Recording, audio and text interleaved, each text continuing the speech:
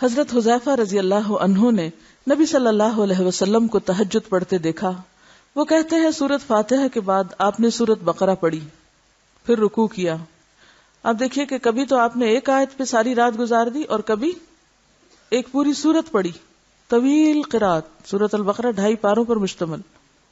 ہم تو صرف کوئی مر جائے تو اس دن پڑھتے ہیں، زندگی میں پڑھنے کی ضرورت نہیں. ہر چیز کو الٹا دیا نا ہم نے بدعتیں ایجاد کر کے. جو کام جہاں کرنا چاہیے تھا وہاں تو کرتے نہیں، اور جہاں نہیں کہا گیا وہاں پابندی سے کر رہے ہیں.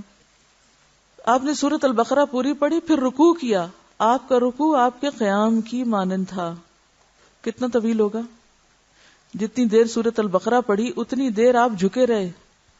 پھر آپ نے رکوع سے سر اٹھایا، آپ کا قومہ آپ کے رکوع کی مانند تھا.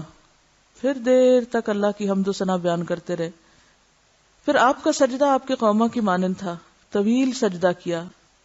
آپ دونوں سجدوں کے درمیان جلسہ میں اپنے سجدے کی مانند بیٹھے تھے، یعنی 2 سجدوں کے بیچ میں بھی دیر تک بیٹھے.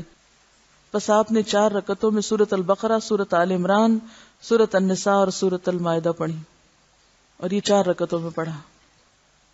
یہ تھی نبی رحمت صلی اللہ علیہ وسلم کی نماز تہجد. صرف 4 رکعات میں 7.25 پارے پڑھے. یعنی سورۃ المائدہ اگر پوری ہو تو جی ہاں 7ویں میں شروع ہوتی ہے اور آگے تک چلتی، تقریباً 7.25 پارے.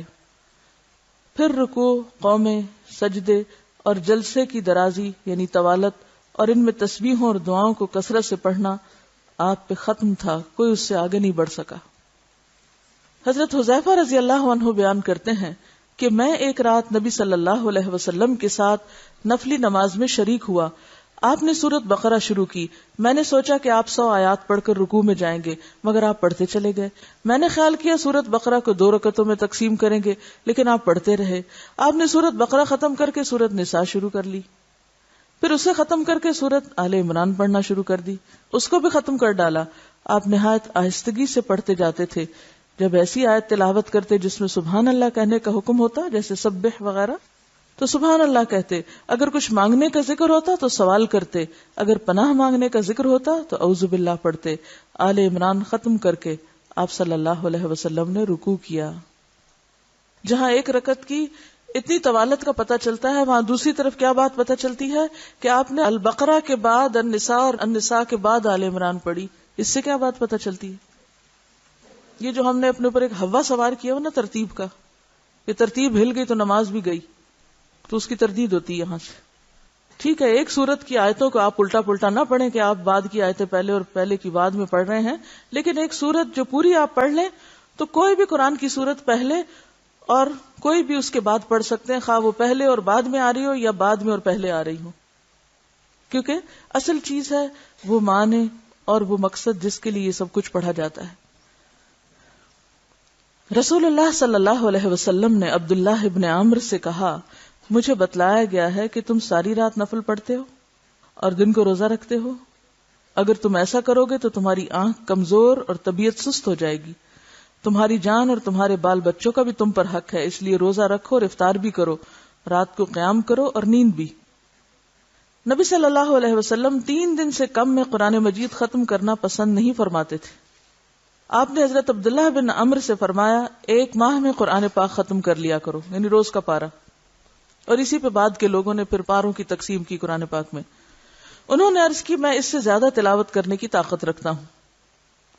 آپ نے فرمایا تو 20 دن میں ختم کر لیا کرو. انہوں نے کہا میں اس سے زیادہ کی طاقت رکھتا ہوں. آپ نے فرمایا 7 دن میں ختم کر لیا کرو، اس سے زیادہ کی اجازت نہیں. پھر آپ صلی اللہ علیہ وسلم نے انہیں قرآن پاک 3 دن میں ختم کرنے کی اجازت دے دی اور فرمایا، قرآن پاک سے اس شخص کو کچھ سمجھ حاصل نہیں ہو سکتی جو 3 دن سے کم مدت میں قرآن پاک ختم کرتا ہے.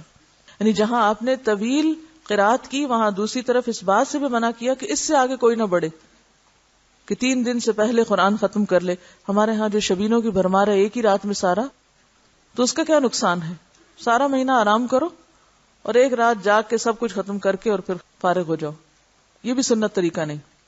تو خیر و بھلائی اسی طریقے میں ہے جو نبی صلی اللہ علیہ وسلم کا ہے. نبی صلی اللہ علیہ وسلم نے فرمایا، جو شخص رات کے نوافل میں 200 آیات تلاوت کرتا ہے وہ اطاعت گزار مخلص لوگوں میں شمار ہوتا ہے.